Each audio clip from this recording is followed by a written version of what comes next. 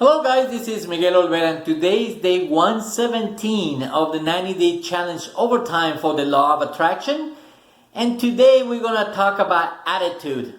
It's a very important word that we need to understand. Once we fully understand it, we will be able to move in our lives and be able to accomplish a lot more than what we have. So let's get started.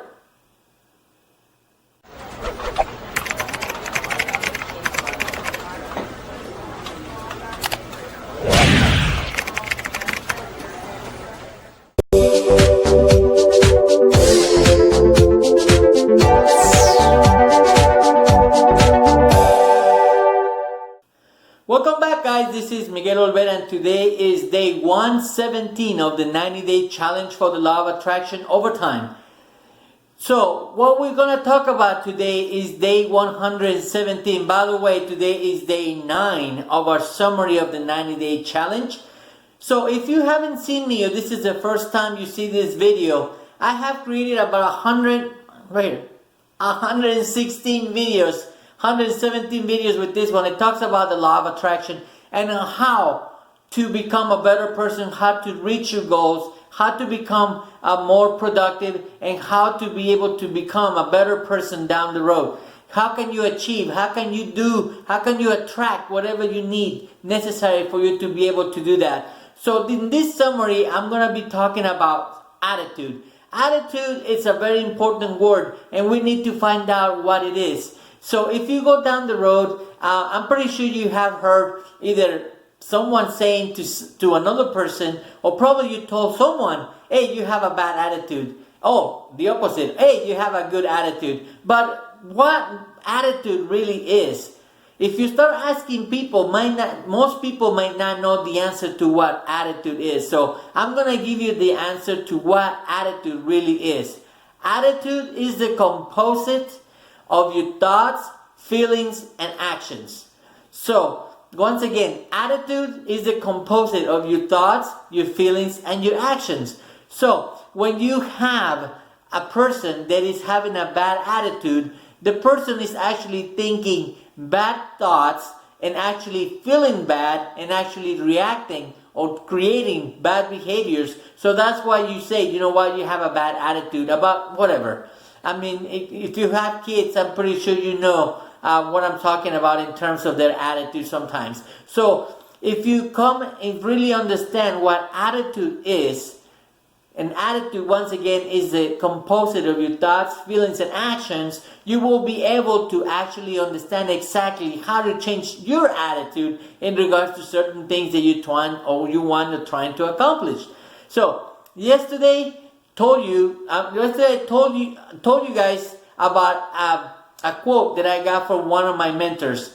And the quote said, when your attitude is right, the facts don't matter. And today I promised that I was going to tell you what does that mean.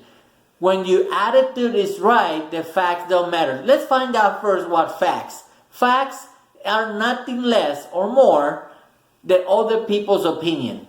That's all they are. There's other people's opinion. So if someone is telling you this is a fact that it's not going to work, or people are telling you, you know what, that is a bunch of BS, whatever Miguel is talking about is a bunch of BS and it's not working, that is their opinion and they're entitled to that. Everybody's entitled to their own opinion. But I think I have given you enough evidence to prove that, that this is not just foo-foo stuff, it's real stuff. And if you actually come to understand it and put it into practice, you will be able to achieve or reach whatever goal that you want. So, with that in mind, when we said, when your attitude is right, the facts don't matter, here is the actual graphic that we're going to use. The stick person probably is going to become your best friend, because once you understand and once you put this into effect and you see yourself as a stick person, it will be a lot easier to understand what I'm trying to illustrate. So from the neck up, think that this is the circle. Your mind. Your mind is not your head. I'm just trying to illustrate. So if you imagine that your head is your mind and everything below your neck is your body, And again, that's not how the mind is. Mind is a movement. It's not a thing. But I'm just trying to illustrate. Every time you see someone or you're talking to someone and you can put or you can place that person into a stick person, you will be able to right away find out what they're doing, what they're saying, and what they're feeling, what they're thinking. So you will be able to understand another person a lot faster and a lot easier. Okay, so with that in mind, let's move on. We have the power of choice. That's one of the things that differentiates us from the animal kingdom. We have the power to think and we have the power to choose. So when we are getting information, when we're getting ideas, when we're getting all these things that we are constantly bombarded with, information, Miguel talking about these facts, Miguel talking about the 90-day attraction, the law of attraction, etc. When you're getting all this information, radio, TV, etc., you have the power to choose. And the power to choose is this. You can either accept it or you can reject it. If it's negative and it's not going to help you get to whatever goal you want to accomplish, you can automatically reject that idea and say, you know what, it's not going to help me, forget it, and just reject that idea. But you have also the power to accept it. If you whatever idea that you get is positive and is going to help you get to whatever goal you want to accomplish, you can accept that idea and keep it in your head, in your conscious mind. Now, that's how the conscious mind operates. The conscious mind has that power to accept ideas or to reject ideas or to generate new ideas based on a combination of a bunch of ideas. That's sometimes how inventions are made. When people combine 2 or 3 facts, 2 or 3 things, they put together something new that was never done and they start working on it. That's how come they invent whatever they invent. So we'll talk about that in a later video. But that's how the conscious mind works. The subconscious mind, in contrast, it can only accept. So whatever you put down from the conscious to your subconscious mind, the subconscious mind cannot reject 1 gram, 1 cent, 1 itty bitty piece of whatever you feed to your subconscious mind. Remember, this is the thinking mind.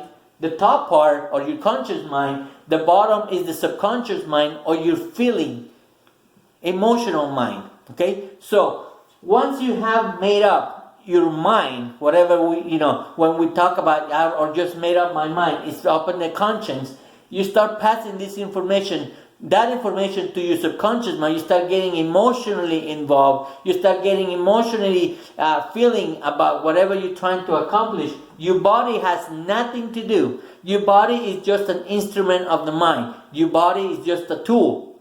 Okay? That's all it is. It's just a tool. So your body is going to start to react or is going to start to behave. And that's what this is. Behavior. It's going to start to behave in whatever way your subconscious mind tells it to create a result. So, when your attitude is right, when you actually accept something that is going to work, that you think is going to work, and you pass it to your subconscious mind and you believe that you can do it. We talked about belief yesterday. And you believe that you can do it. Whenever your attitude is right, facts don't matter. Because if the person out here, whatever this person is telling you, no, it's not going to work. No, this is a bunch of waste of time. None of this, none of that. The naysayers, as we used to call them. It doesn't really matter to you because you already accepted the idea. You already are involved and you believe with the core, within the core of your being that you can actually accomplish whatever facts this person is telling you. It doesn't matter because you're going to accomplish whatever goal you want. Be good or be bad. It doesn't matter. So that's why you have to be very careful in what you choose to do. Because this power doesn't differentiate. You can use it for good or you can use it for evil. So be very careful on how to use this power. Okay? So be very careful. You can create goodness or you can create a lot of pain. Be careful how to use this power. So once you get this information from the ether or from other people, from other thoughts or from other individuals, you have the power to accept it or reject it. And then after you accept it, if something's going to get you to whatever you want to get emotionally involved. and you know that the subconscious mind cannot reject. Whatever you give it, it's going to do exactly what it tells you, except what you tell them to do. Then your mind's going to behave in whatever behavior needs to be done, and then it will give you the result without any help or assistance from the naysayers. That's why you have to be very careful, and that's why you have to make sure that you choose your friends.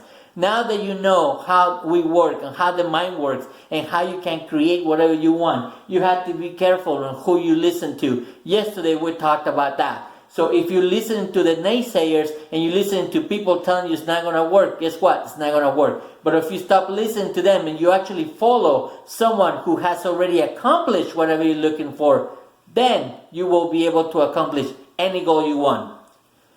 Thank you very much, guys, for being with me for the last 117 days. It's been an awesome journey. I hope you're getting some value out of these videos. If you have any friends, relatives, co-workers, neighbors, anyone you think will benefit from this, let them know. Even the naysayers, just tell them, hey, go watch a video. Learn a little bit more about yourself. Please tell them what we're doing. If they don't like it, if they don't, see any value in it, it's okay. It's just not for everyone, okay? It's fine. At least you did your part.